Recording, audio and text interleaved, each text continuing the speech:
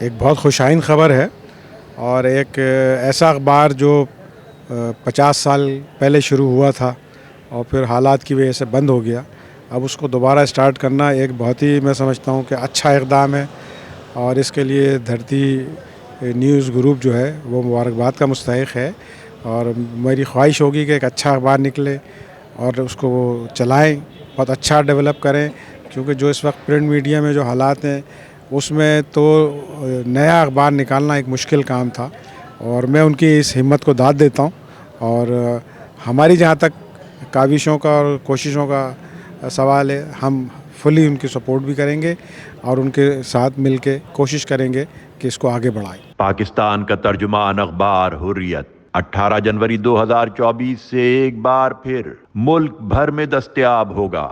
حریت نے سب سے پہلے اردو میں سٹی پیج شروع کیا۔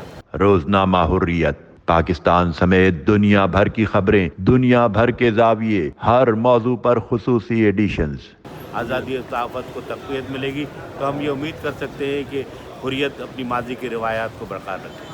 ایک نئے انداز میں، ایک نئے اعتبار کے ساتھ، ایک نئے اعتماد کے ساتھ۔ آج کے دور میں جو ٹیم اسے ری لانچ کر رہی ہے، اسے بہت محنت کرنی ہوگی۔ سچی خبر، کھرا موقف، بے باک انداز، صحافتی روایتوں کا امین، اب بھرپور جدت ترازیوں کے ساتھ پاکستان سمیت دنیا بھر کی خبریں، بھرپور زاویے۔ پاکستان کا ترجمان اخبار حریت 18 جنوری 2024 سے ایک بار پھر ملک بھر میں دستیاب ہوگا۔